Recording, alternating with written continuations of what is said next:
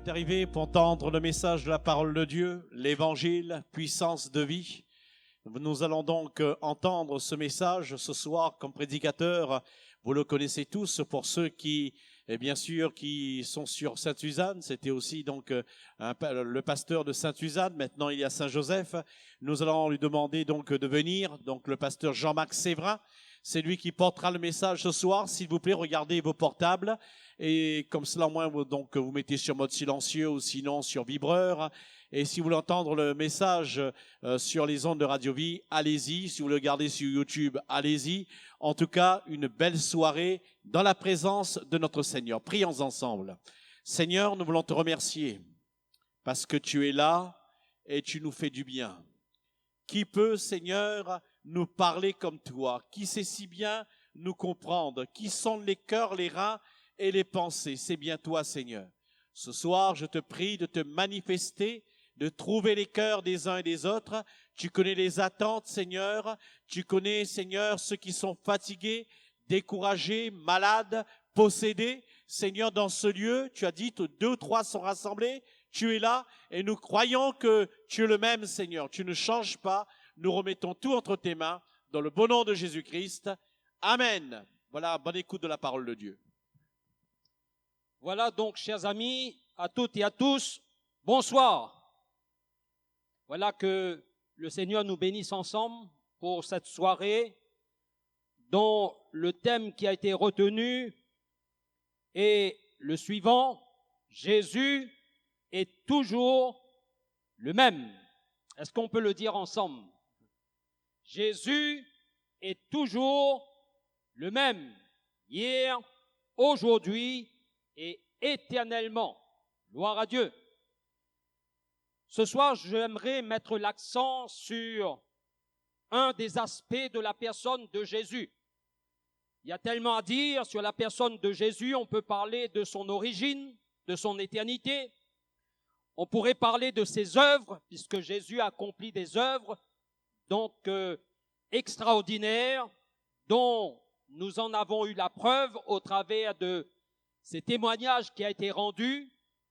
Mais j'aimerais m'arrêter et mettre l'accent sur la personne de Jésus, sur un des aspects de sa personne, à savoir le pouvoir de son nom. Le pouvoir du nom de Jésus. Les témoignages que nous avons entendus a pour but de prouver qu'au XXIe siècle, le nom de Jésus a autant de pouvoir de ce qu'il était lorsque Jésus était ici-bas, physiquement.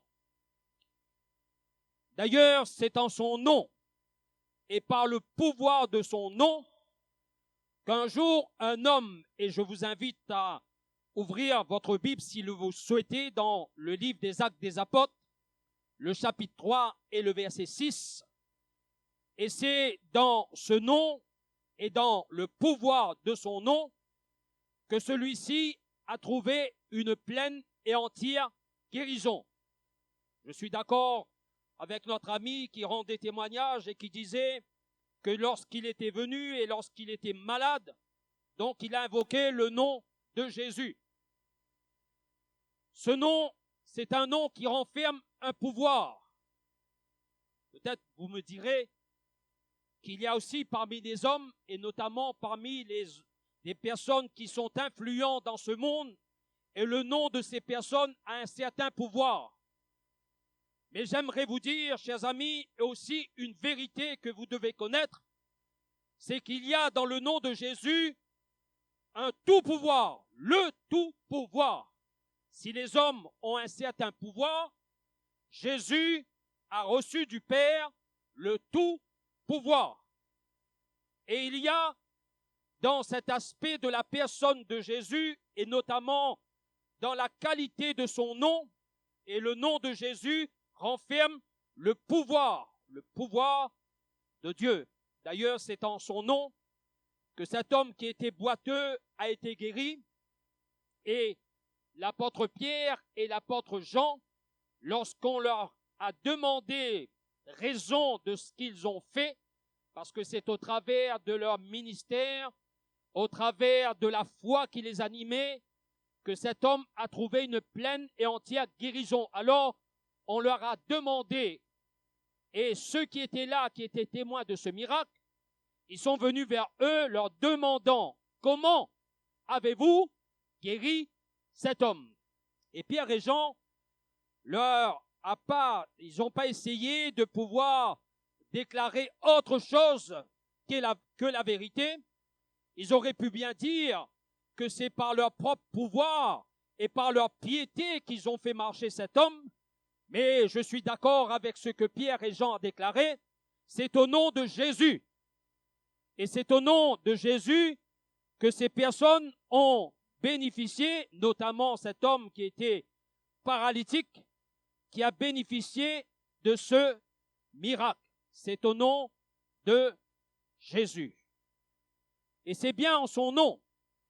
C'est bien en son nom. Quand l'apôtre Pierre et l'apôtre Jean, lorsqu'ils ont rencontré cet homme qui était à la porte du temple qu'on appelait la Belle, et il venait couramment, on l'amenait, on le plaçait à l'entrée de cette porte du temple, et jusqu'à présent, rien ne s'est fait.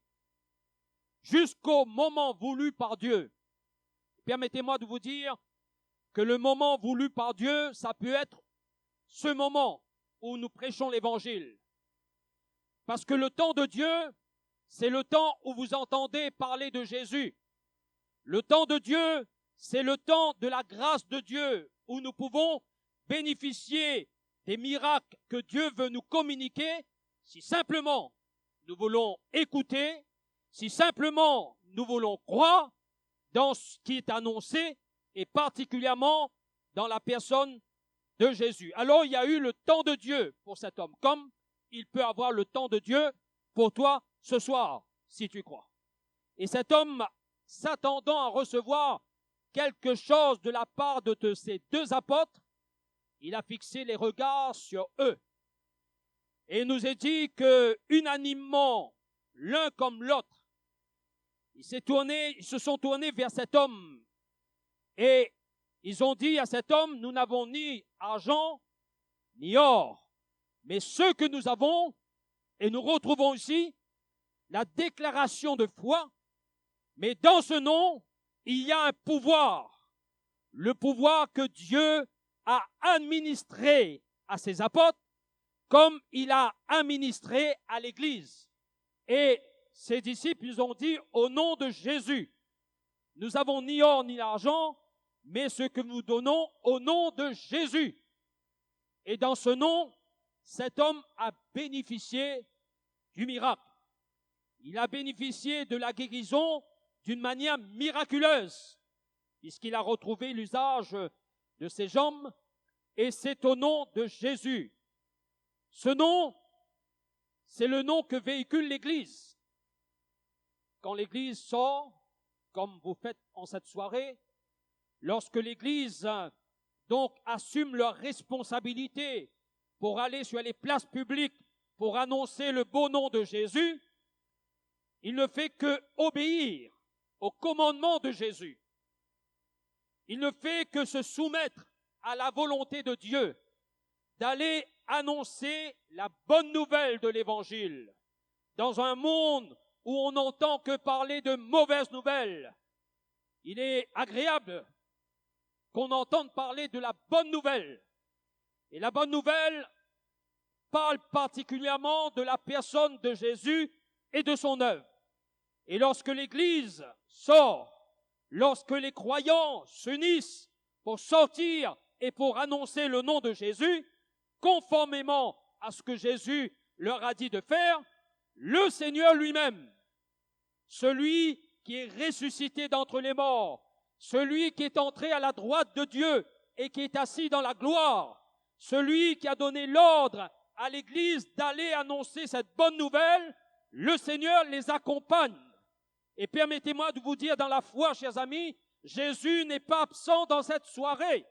Il est présent par le Saint-Esprit à cause de la foi que manifestent les croyants, mais à cause de la foi que Dieu est en mesure de de te donner en écoutant l'évangile. Et les disciples ont agi par la foi. Et lorsque Jésus, en son temps, le temps qui lui était imparti sur la terre des hommes, lorsqu'il a exercé son ministère, donc il nous est dit ceci dans l'évangile de Marc, donc il est dit que lorsque Jésus a ordonné les disciples d'aller, il nous est dit que Jésus va leur dire en mon nom, en mon nom. Mais lorsque Jésus était sur cette terre, lorsqu'il parcourait les villes et les villages, permettez-moi de vous dire que Jésus, il va à la rencontre des gens. Ce qui l'intéresse, ce n'est pas trop le décor, ce n'est pas trop le paysage, parce qu'il est le créateur, il sait de quoi est fait la nature. Mais ce qui l'intéresse, c'est les hommes que nous représentons. Et au-delà de l'apparence qui peut être les nôtres, le Seigneur sait exactement ce que nous vivons, ce que nous endurons dans notre vie. Et c'est pourquoi lorsque tu entends la parole de Dieu, lorsque tu écoutes la parole de Dieu, lorsque tu dis « mais c'est étonnant ce que je suis en train d'écouter », il semblerait que Jésus connaît ma vie. Ce n'est pas un mystère, parce que ce Jésus qui est dans le ciel, il sonde le cœur des hommes et il sait parfaitement quelle est la pensée qui nous anime et il connaît parfaitement notre vie. C'est pourquoi, chers amis, donc dans cette soirée, ce Jésus qui parcourait les villes et les villages, il nous est dit ceci, qu'il allait prêcher dans les synagogues, dans l'office religieux des Juifs, prêchant la bonne nouvelle du royaume et guérissant toute maladie et toute infirmité parmi le peuple. Ce n'est pas des fables, c'est la vérité. Et d'ailleurs, la preuve en est, beaucoup de ceux qui ont cru, ils ont expérimenté cela. Et si simplement, en écoutant simplement avec ton cœur, le Seigneur est capable de pouvoir non seulement te donner la foi qu'il faut, mais si tu mets ta foi en action, le Seigneur se ferait un devoir de récompenser ta foi en agissant par la puissance de Dieu dans ta vie. Gloire à Dieu. Et Jésus va dire ceci est à l'Église de Jésus-Christ au XXIe siècle. Et lorsque nous sortons, comme l'Église est représentée ici sur cette place publique, nous ne sommes pas seuls, Jésus est avec nous. Et dans le pouvoir qui nous a administré l'Église en mon nom, il y a ce pouvoir qui est un pouvoir divin, céleste, pour ne pas dire un pouvoir suprême. Et dans ce pouvoir, lorsque l'Église sort, Jésus va dire ceci, écoutez bien, voici, je suis avec vous. Donc tu as l'assurance de la présence de Jésus par le Saint-Esprit. La bonne nouvelle est annoncée et l'apôtre Pierre, qui, quelque temps plus tard, après la résurrection de Jésus, alors qu'ils obéissaient au commandement de Jésus comme l'Église le fait ce soir, l'apôtre Pierre va interpeller ceux qui étaient là au jour de la Pentecôte lorsqu'il a prêché l'Évangile et s'adressant à ces Juifs qui étaient les instigateurs de la crucifixion de Jésus, puisque l'apôtre Pierre va leur dire ceci dans Acte 4, verset 10, « Sachez-le tous ». Et tout le monde doit savoir. Tout le monde doit savoir les vérités donc qui étaient liées et qui est liée à la personne de Jésus. Sachez-le tous, que tout le peuple d'Israël, et moi je veux dire que tout le peuple de la Réunion sache, et les gens qui sont à Saint-Suzanne le sachent, car c'est par le nom de Jésus-Christ de Nazareth que vous avez crucifié et que Dieu a ressuscité d'entre les morts. Nous ne présentons pas un Jésus qui est mort.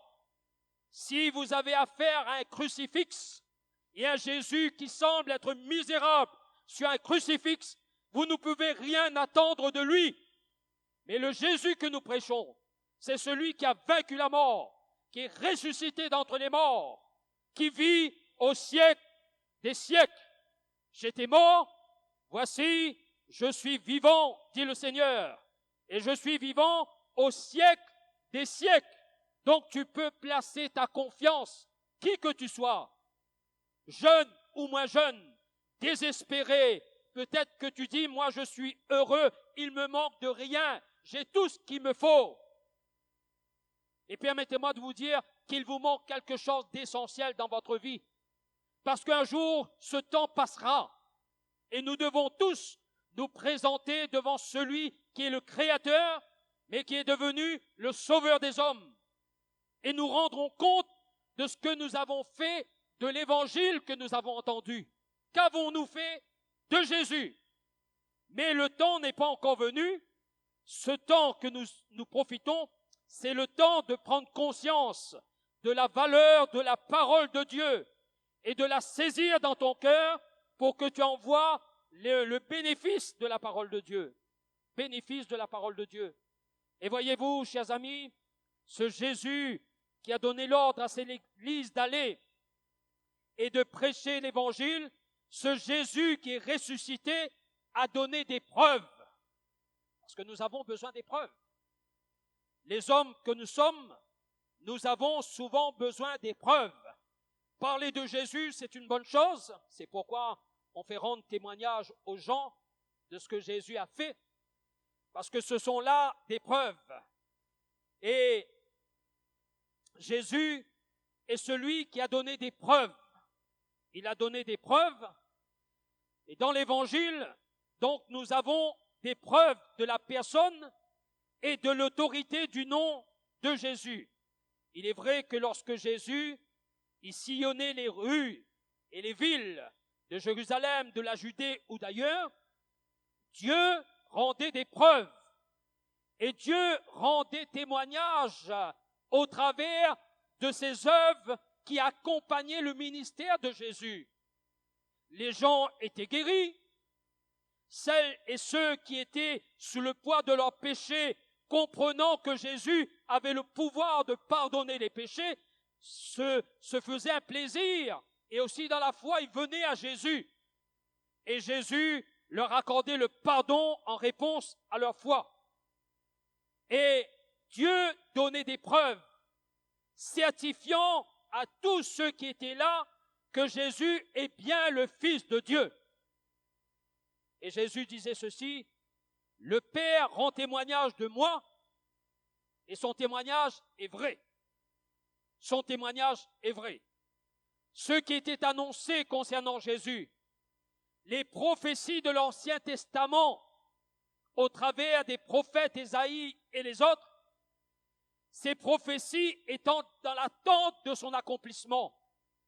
Mais lorsque Jésus est venu, lorsqu'il est venu, il est apparu dans ce monde, né d'une femme, de Marie, déclaré fils de Dieu par sa résurrection d'entre les morts, le Seigneur appuyait son témoignage par les preuves des œuvres qu'il accomplissait au travers de son Fils.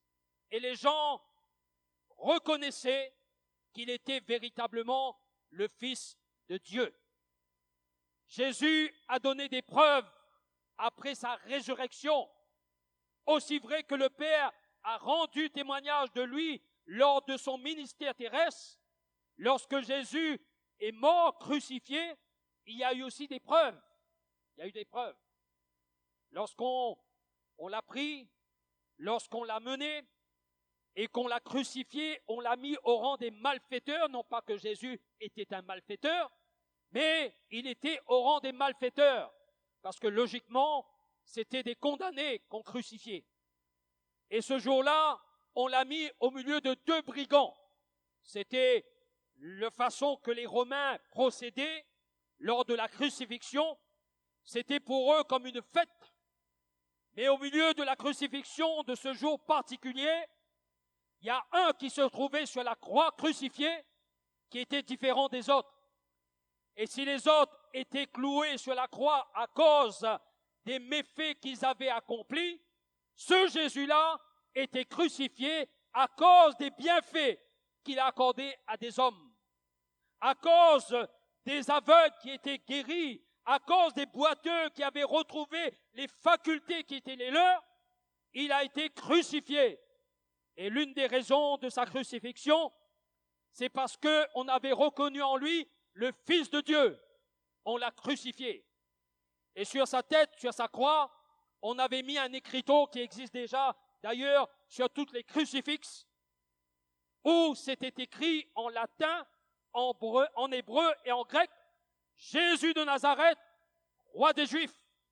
Il y avait donc là une preuve que ce Jésus de Nazareth, qui a fait tant de bien aux gens, c'était bien lui qu'on retrouvait sur la croix du Golgotha. Il fallait que le Fils de l'homme, celui qui avait tant fait de bien, soit crucifié. Et Jésus disait, il faut. Sais-tu pourquoi Jésus est monté sur la croix? Sais-tu quelle est la raison principale de sa crucifixion? J'aimerais te le dire ce soir. C'est parce que Jésus, il t'a tant aimé qu'il a donné sa vie pour toi. Parce qu'il a tant aimé. Peut-être que, à la lumière de cette déclaration ce soir, tu peux dire, mais comment moi, il peut m'aimer alors que j'ai fait des choses qui sont inadmissibles, des choses qui peut-être ne peuvent être pardonnées humainement parlant. Comment lui, il m'a pu m'aimer? Alors que nous étions dans l'ignorance le plus totale, Jésus n'a pas attendu que tu sois parfait pour t'aimer. Il a donné sa vie. Et Jésus disait, il faut que le Fils de l'homme soit crucifié. Et la preuve de sa mort est connue dans l'histoire des hommes, dans le monde religieux, mais la preuve de la mort de Jésus est une vérité. Et nous avons vu le Fils de Dieu, le Fils de l'homme, celui qui est venu pour accomplir la volonté de Dieu à l'égard des hommes, et celui-ci était suspendu entre terre et ciel, entre ciel et terre. Mais il mourrait pour des impies. Nous avons aussi des preuves de sa résurrection, surtout de sa résurrection. Je ne sais pas si on pourrait dire ceci, et vous conviendrez avec moi que ce serait pas juste de le dire, mais on peut y penser.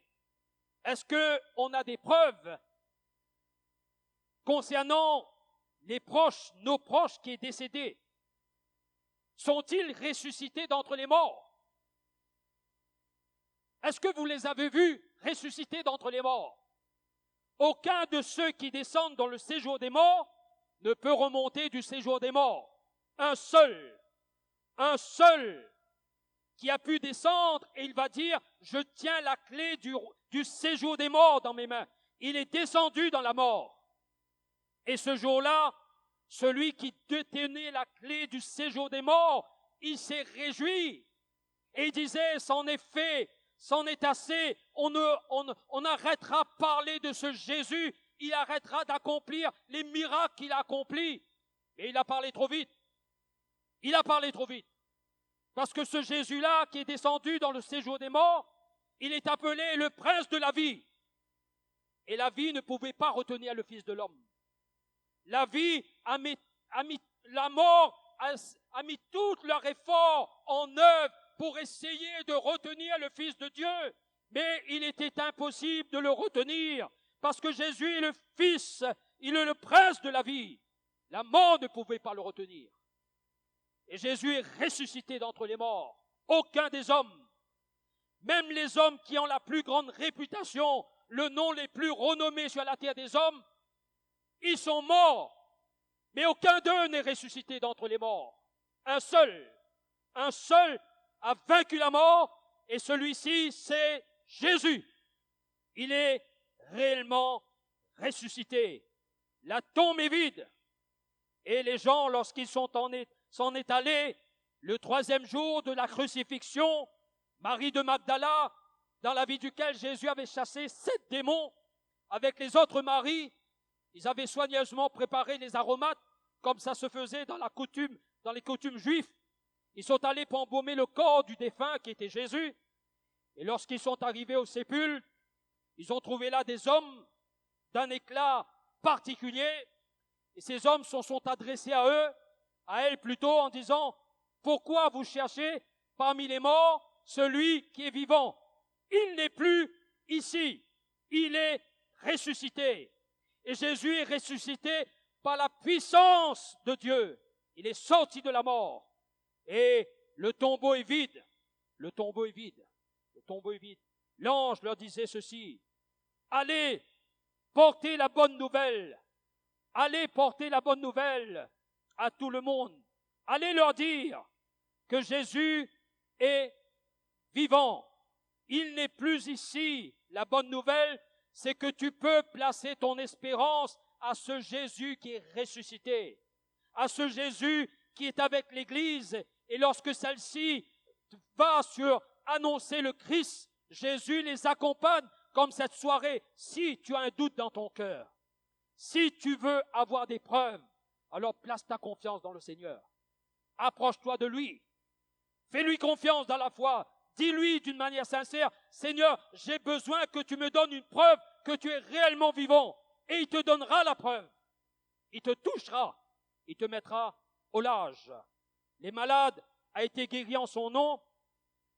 Jésus a donné des preuves de sa résurrection et nous l'avons vu au travers de l'histoire de cet homme, que cet homme a été guéri par le nom de Jésus. Jésus est capable. Et tout à l'heure, on priera au nom de Jésus, conformément à l'Évangile, parce que Jésus nous a dit: allez annoncer la parole de Dieu. Et voici, je suis avec vous en mon nom. Et c'est au nom de Jésus que nous prierons dans le pouvoir qui nous est assigné en la personne de Jésus. Et ce n'est pas en nous-mêmes, nous n'avons pas de pouvoir, mais c'est dans la foi, dans le nom de Jésus, dans la personne de Jésus qui est vivant, que nous croyons et que nous prierons pour vous au nom de Jésus afin que vous soyez guéris. Mais ce pouvoir de ce nom a aussi donc autre valeur que la guérison.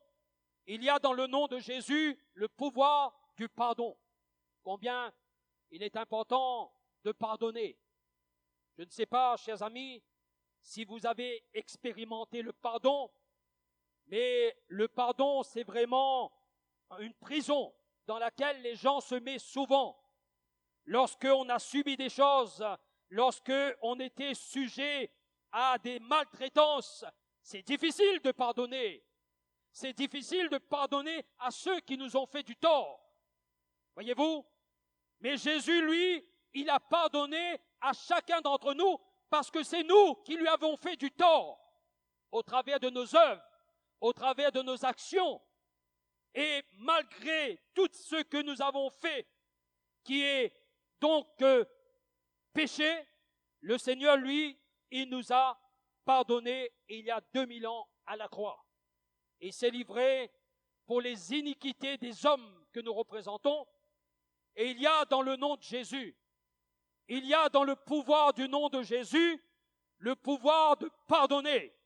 Le pouvoir de pardonner. Je connais l'histoire d'un homme qui a vu donc son enfant se retrouver en une fraction de seconde.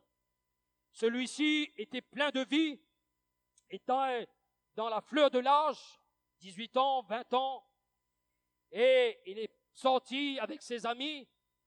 Et lorsqu'il est sorti de cette rencontre au volant de sa voiture, un chauffard lui est rentré dedans. Et il s'est retrouvé à l'hôpital, il s'est retrouvé en réanimation et son pronostic vital était engagé. Le corps médical ne se prononçait plus sur l'avenir de cet enfant.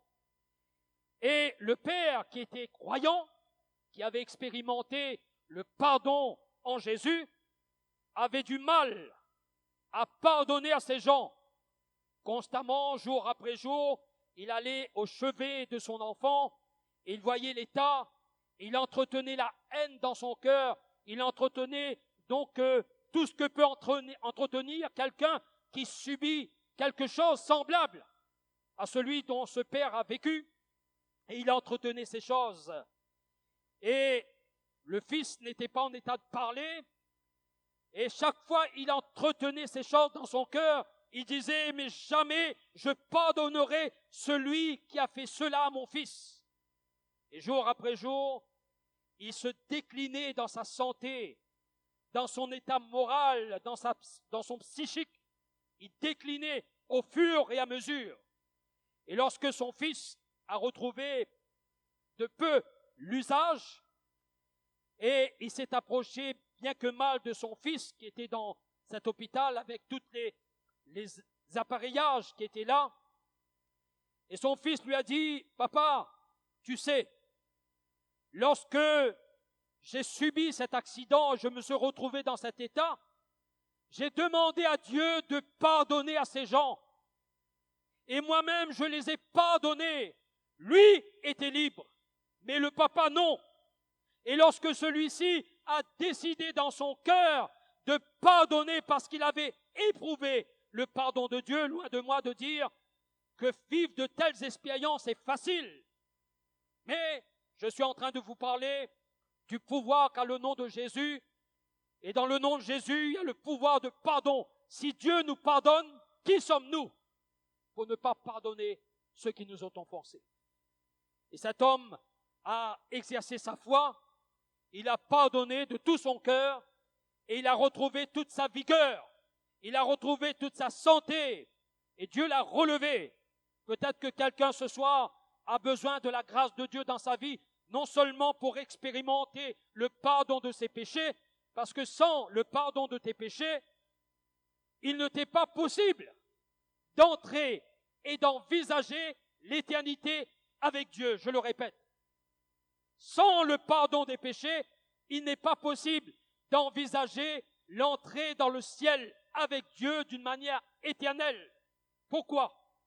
Si nous excluons le pardon de Dieu et prétendons par tous les moyens, nous avons la possibilité d'entrer au ciel, ça veut dire que Jésus, l'œuvre qu'il a fait, ça veut dire que Dieu s'est trompé dans ce qu'il a fait. Or, Dieu ne se trompe jamais. Et s'il a livré son Fils, si Jésus est allé jusqu'à la croix infamante, supportant l'ignominie, c'est qu'il y a une raison, c'est qu'il veut nous pardonner de nos péchés pour que nous soyons réconciliés avec le Père. Je lis ces paroles qui sont sous mes yeux. La Bible dit ceci, et l'apôtre pouvait dire, tous les prophètes rendent de lui le témoignage que quiconque croit en lui reçoit par son nom le pardon des péchés. Il reçoit. Donc c'est quelque chose que tu peux recevoir si tu crois.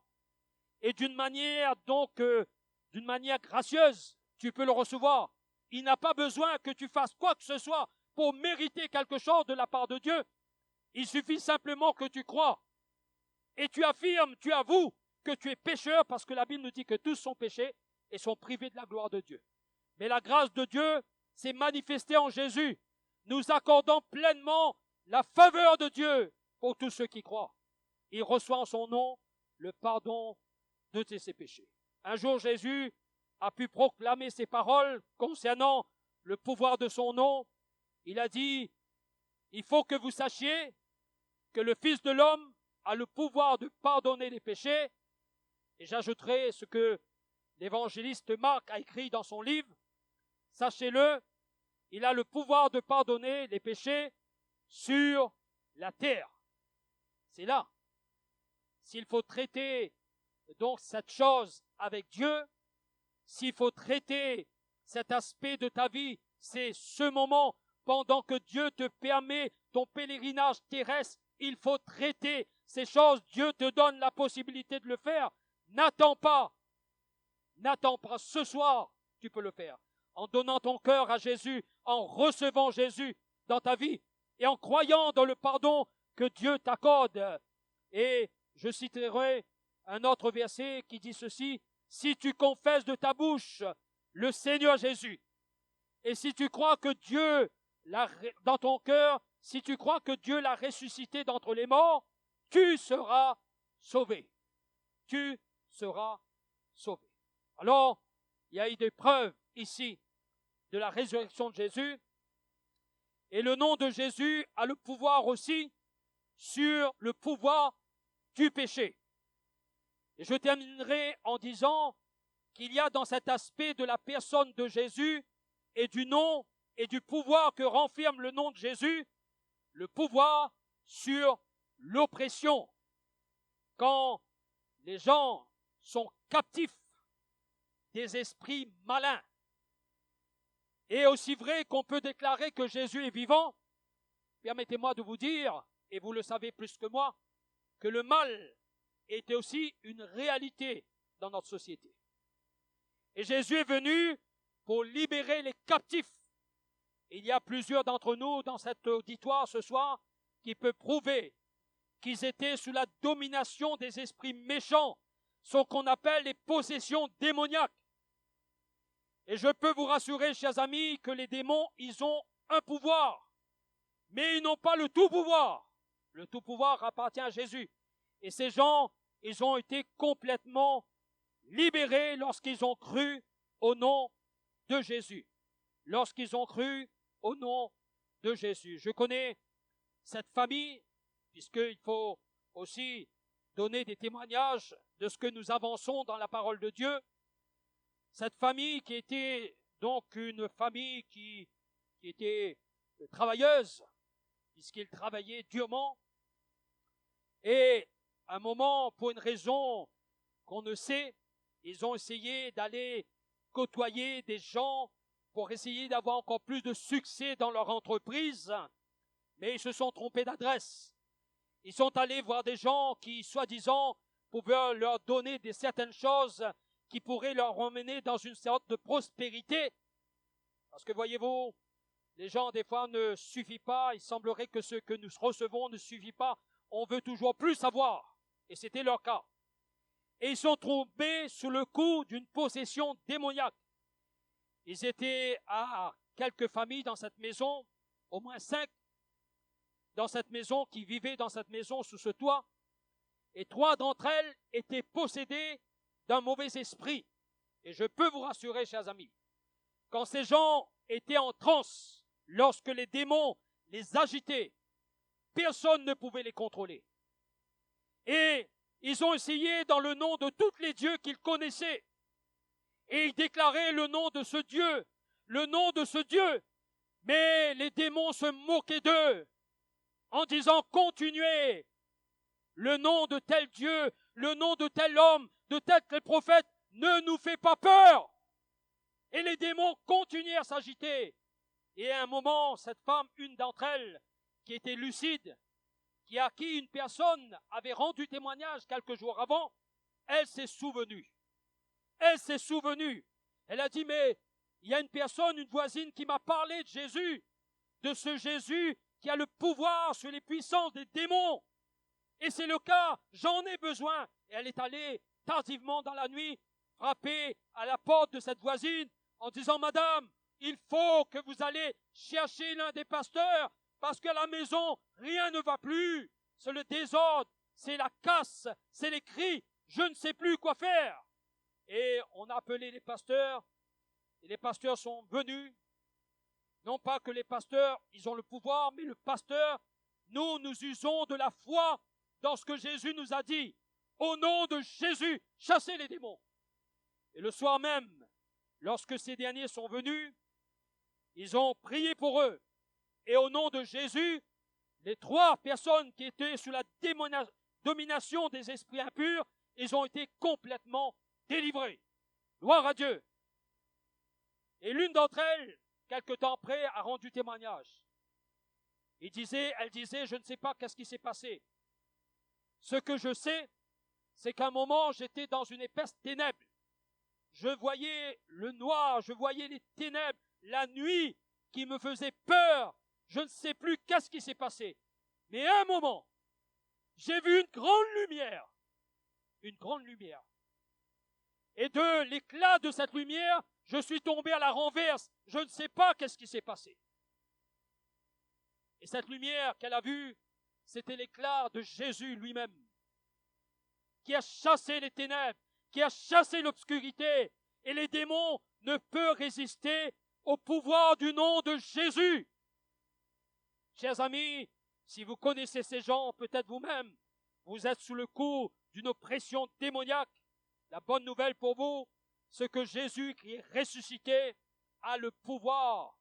Et les disciples disaient, les démons nous sont soumis à cause de ton nom. À cause de ton nom. J'aimerais conclure et dire ceci. Jésus a illustré cette réalité de l'oppression démoniaque. Vous pourrez lire ça dans l'évangile de Luc, au chapitre 11 et le verset 21 à 22. Alors que Jésus délivrait des hommes des oppressions démoniaques, il y a des gens bien intentionnés, et c'était des chefs religieux, qui étaient venus. Quand vous voyez quelqu'un qui est délivré de l'oppression démoniaque, logiquement, vous devez être content, non? Vous allez dire, mais cette famille a été délivrée, il n'y a plus de misère. Mais eux, lorsqu'ils voyaient les gens délivrés, ils étaient mécontents. Ils venaient voir Jésus, ils inventaient des choses, ils étaient animés du mensonge. Ils disaient, si Jésus chasse les démons, c'est pas le prince des démons qui chasse les démons. Et Jésus les a repris. Jésus leur disait, comment Satan peut-il chasser Satan? Comment c'est possible? Et Jésus a pris une parabole, c'est-à-dire une histoire, pour faire connaître une grande vérité. Il a dit, si un homme tient dans sa maison des gens, cet homme a un certain pouvoir, il tient sa maison, et sa maison est bien gardée. Mais si un homme plus puissant que cet homme vient dans cette maison et se rend maître de cet homme fort, alors les captifs sont libérés. Et Jésus a pris cette illustration pour montrer qu'il était l'homme plus fort que l'homme fort. Gloire à Dieu. Et l'homme plus fort que l'homme fort, il est ici présent par son esprit. Et il veut libérer les captifs, si simplement nous voulons croire. Alors je conclus. Et si ce Jésus ne change pas, il ne change pas de par son nom et le pouvoir que renferme ce nom. C'est pourquoi, mon ami, tu as entendu la parole de Dieu, tu sais maintenant que Jésus est vivant, tu sais qu'il t'aime, tu sais qu'il est ressuscité et qu'il est présent, alors place ta confiance en Jésus. Tu peux placer ta confiance en Jésus. Parce que tu l'as bien souvent placé dans les hommes et tu as été trahi.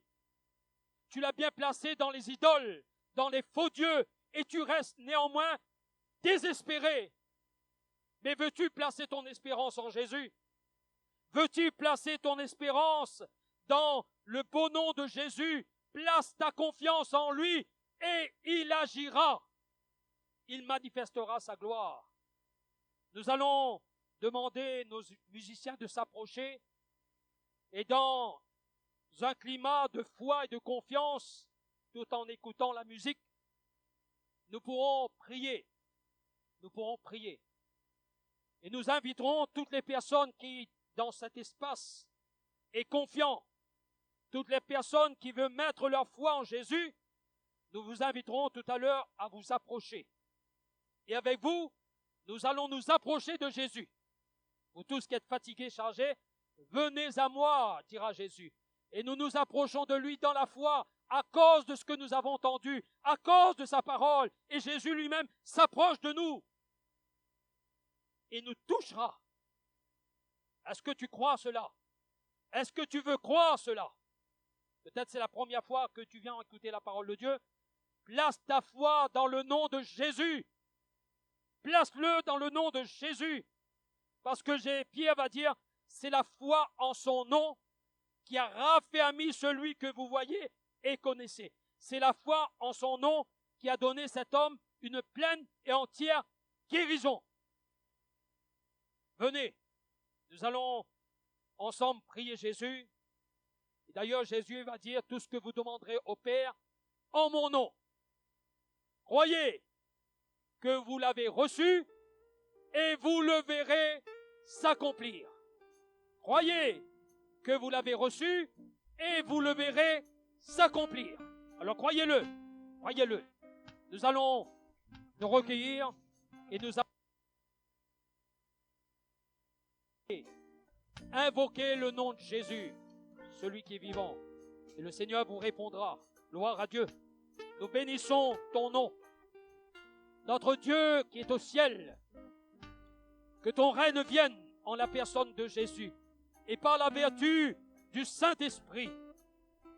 Que ta volonté soit faite. Et nous savons que ta volonté c'est de guérir. Ta volonté, c'est libérer. Ta volonté, c'est pardonner. Ta volonté, c'est restaurer un cœur, une vie. C'est pourquoi nous nous adressons à toi maintenant. Et c'est au nom de Jésus, ton Fils, qui est ressuscité d'entre les morts, que nous confessons notre foi. Et nous prions pour que la foi de ceux qui manifesteront ce soir soit récompensée. Honore leur foi, Jésus. Honore la foi de tous ceux qui sont ici. Et confirme ta parole par des prodiges et par des miracles. Père, dans le nom de Jésus, nous te remercions et nous bénissons ton nom de tout notre cœur. Nous allons garder cette solennité devant Dieu. Et qui que vous soyez, chers amis, ne dites pas « Je ne mérite pas que Dieu me fasse du bien ». Ne dis pas « Je ne peux pas bénéficier des choses de Dieu ». Dieu ne tient pas compte de ce que tu es, mais Dieu tient compte de ta foi. Si tu manifestes ta foi, le Seigneur agira dans ta vie. Alors dans ce temps, nous allons demander ceux qui veulent, si vous avez besoin de recevoir Jésus dans votre vie, si vous voulez vous engager avec Jésus, celui qui croira, qui acceptera Jésus dans sa vie, celui qui se fera, croira, qui sera baptisé, sera sauvé. Peut-être ce soir, tu veux accepter Jésus dans ta vie. Alors simplement, là où tu es, si tu veux donner ton cœur à Jésus, tu lèveras ta main. Et alors que nous avons nos têtes baissées, je peux te voir là où tu es. Si tu veux accepter Jésus comme Seigneur et Sauveur dans ta vie, un enfant peut le faire, une personne d'un certain âge peut le faire. Lève ta main là où tu es et je prierai avec toi. Je prierai pour toi. Je vois une personne là. Y a-t-il encore quelqu'un sur les côtés peut-être? Personne qui veut demander à Jésus. Je vois encore un homme qui a levé sa main. Après avoir levé votre main, chers amis, baissez votre main, Jésus vous a vu. J'aimerais prier avec vous. Lorsque j'ai entendu l'évangile, non pas lorsque j'ai entendu l'évangile, lorsque Jésus est venu à ma rencontre, je ne connaissais pas l'évangile. Je ne savais même pas si la Bible existait. Et j'ai simplement adressé une prière à ce Dieu que je ne connaissais pas, mais qui me connaissait et qui me voyait dans ma détresse. Je lui ai dit, Seigneur, si tu existes, tu dois me sauver. Et Jésus est venu. Il s'est approché de moi. Il m'a délivré de l'esprit de suicide qui m'animait. Ce même Jésus, il n'a pas besoin d'un long discours de ta part. Il a besoin simplement d'une déclaration sincère de ton cœur. Alors tu vas lui dire ceci. Seigneur Jésus, dites-le là où tu es. Seigneur Jésus, je voudrais t'accepter dans ma vie comme mon Seigneur et comme mon Sauveur. Je crois qu'en toi, je peux bénéficier du pardon de mes péchés. Tu as le pouvoir de me purifier. Tu as le pouvoir de pardonner tous mes péchés. Je le crois. Seigneur, c'est pourquoi je veux te recevoir dans ma vie. Pardonne-moi. Purifie-moi. Je te le demande maintenant au nom de Jésus ton Fils. Merci Seigneur. Celui qui a le Fils de Dieu, il a la vie. Chers amis, dans l'engagement que vous avez pris, la Bible nous dit que celui qui croira, celui qui accepte, croit et recevoir. Celui qui croira, qui sera baptisé, sera sauvé. Gloire à Dieu. Allez plus loin avec Jésus. Approche-toi du pasteur de cette région. Il te donnera les précieux conseils pour que tu continues ta marche avec Jésus. J'aimerais aussi demander à tous ceux qui veulent qu'on prie pour eux de vous approcher sur le devant, que ce soit pour une situation de santé, que ce soit pour autre situation. Et venez dans la foi, venez dans la confiance au nom de Jésus. Et avec le pasteur Georges, on priera pour vous au nom de Jésus. Et attendez-vous à la grâce de Dieu. Attendez-vous à la visitation du Saint-Esprit. Et croyez que Dieu peut vous guérir. Il peut vous libérer. Donc approchez-vous sans plus tarder. Venez sur le devant et on va venir à votre rencontre pour prier pour vous au nom de Jésus. Mettez-vous sur le devant et on priera pour vous au nom de Jésus. Voilà que les autres s'approchent et on priera pour vous au nom de Jésus. Gloire à Dieu. Béni soit ton nom, Jésus. À toi la gloire et l'honneur, Seigneur.